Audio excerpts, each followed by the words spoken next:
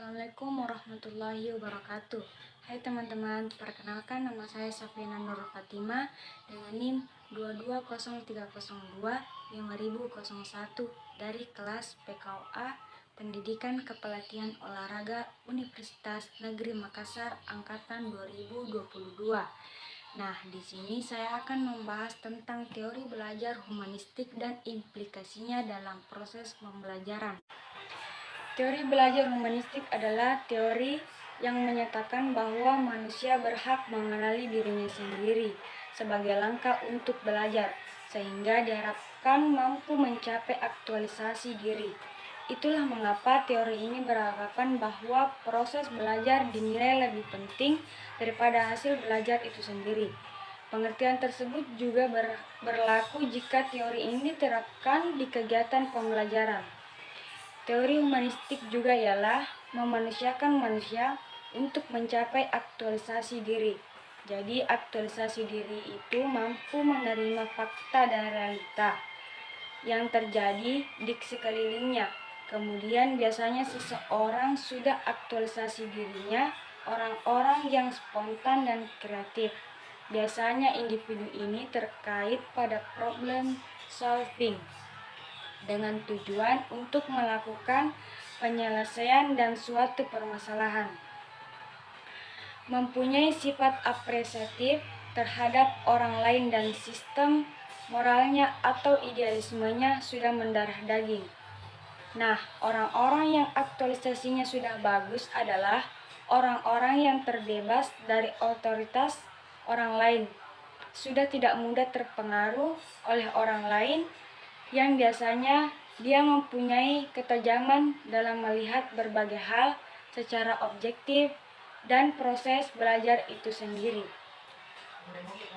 Nah, proses belajar itu sendiri dianggap berhasil jika siswa memahami lingkungannya dan tentunya memahami dirinya sendiri.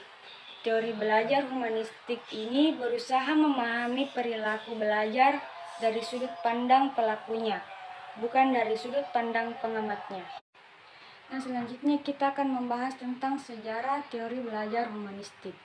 Psikologi humanistik ialah dari nuansa psikologi yang ada pada awal abad ke-20 di Eropa dan Amerika.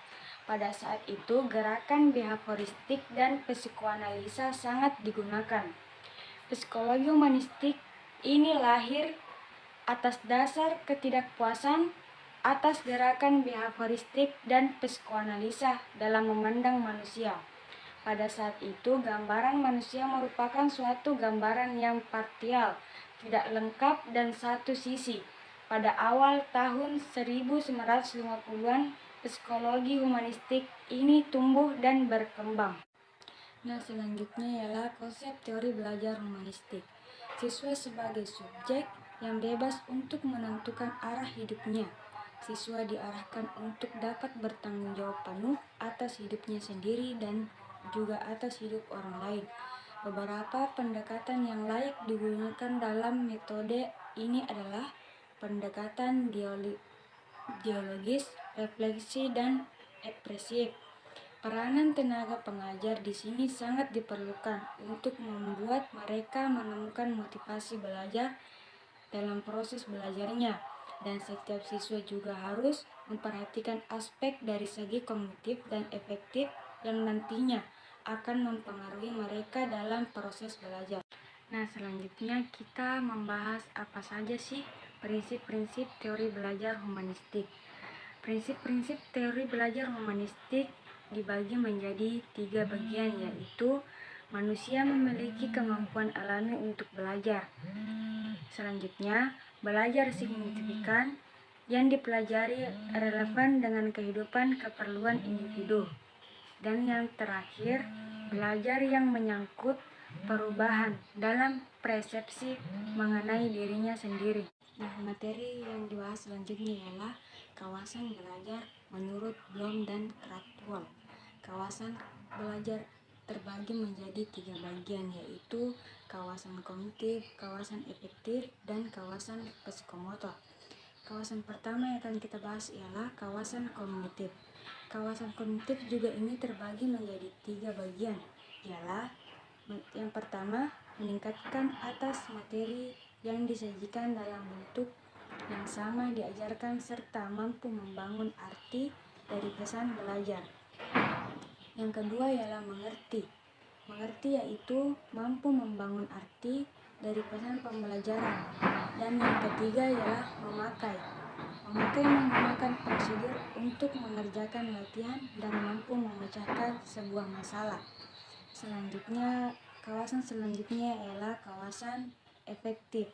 Kawasan efektif juga ini terbagi menjadi 3 bagian, yaitu yang pertama penerimaan. Penerimaan meliputi kesadaran akan adanya sesuatu, ingin menerima dan memperhatikannya. Yang kedua, pemberian. Pemberian respon meliputi sikap ingin merespon puas dalam memberikan respon. Dan yang terakhir, memberi nilai atau penghargaan meliputi penerimaan terhadap suatu nilai, memiliki sistem nilai yang disukai, dan memberikan komitmen untuk menggunakan nilai tertentu. Nah, kawasan yang ketiga ialah kawasan psikomotor. Kawasan psikomotor juga ini terbagi menjadi 3 bagian, yaitu yang pertama, peniruan. Peniruan kemampuan mengamati gerakan. Yang kedua ialah menggunakan kemampuan untuk mengikuti pengarahan gerakan, pilihan, dan pendukung. Yang terakhir, ketetapan kemampuan memberikan respon atau melakukan gerakan dengan benar. Nah, selanjutnya ialah ciri-ciri teori belajar humanistik.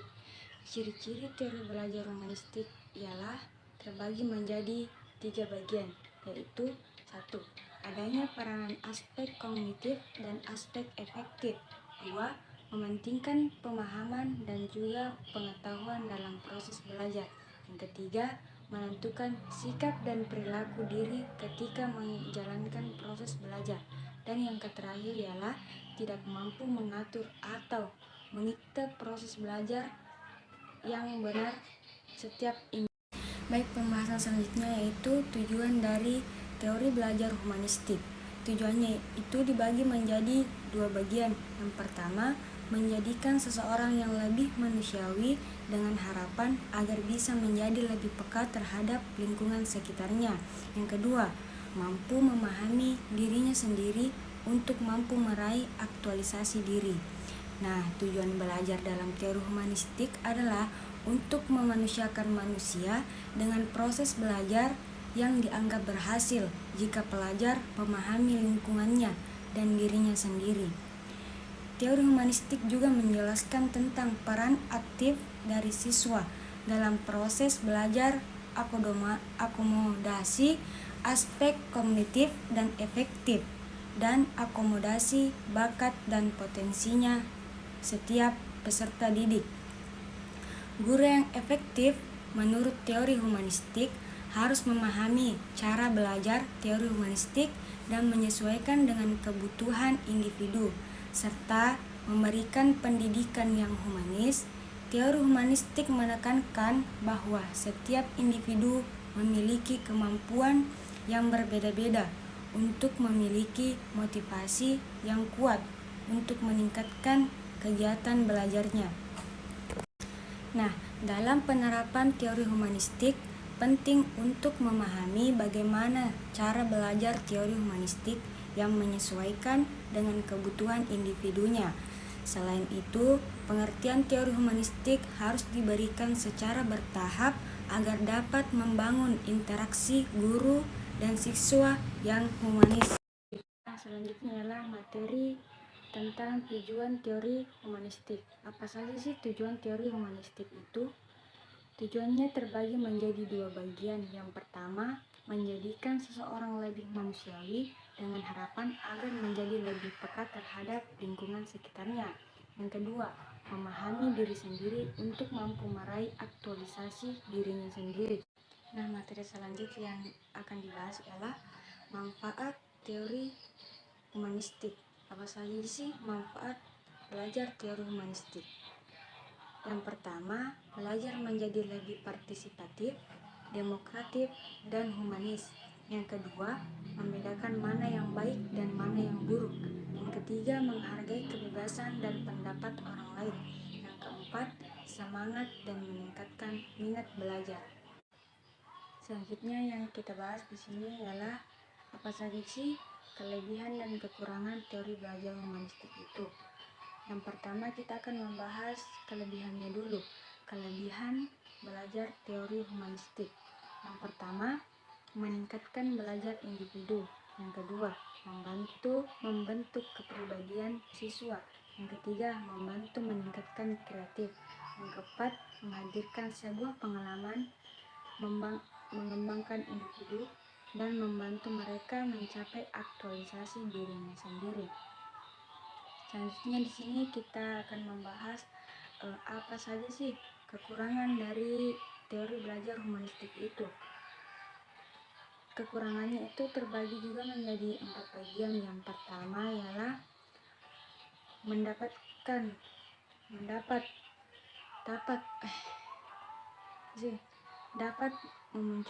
dapat memunculkan perilaku individu. Kedua, proses belajar dianggap gagal jika tidak ada kesungguhan dalam belajar. Yang ketiga, tenaga pelajar menjadi minim peranan. Yang terakhir ialah yang keempat, tidak dapat digunakan untuk metode pembelajaran praktik. Nah, pembahasan selanjutnya yaitu penerapan teori belajar humanistik pada metode pembelajaran. Sebagai metode pembelajaran juga perlu diikuti dengan pengetahuan tentang pendekatan belajar kognitif serta efektif supaya dapat menghasilkan perubahan positif dan hasil belajar serta sikap para pendidik. Materi selanjutnya yaitu langkah-langkah pembelajaran teori humanistik. Langkah-langkahnya terbagi menjadi beberapa bagian. Yang pertama, menentukan tujuan pembelajaran. Kedua, materi yang diberikan tidak menjadi efektif. Ketiga, mempelajari, memperkirakan kemampuan analisis, daya saraf, dan perilaku. 4. Memilah dan melakukan analisis topik materi. 5. Membimbing murid untuk selalu aktif. Yang terakhir, melakukan evaluasi berkala selama proses pembelajaran berlangsung. Nah, selanjutnya akan kita bahas yaitu kesimpulan dari teori belajar humanistik. Dalam pandangannya, humanis belajar bertujuan untuk menjadikan manusia selayaknya manusia. Keberhasilan belajar ditandai bila peserta didik mengenali dirinya sendiri dan lingkungan sekitarnya dengan baik.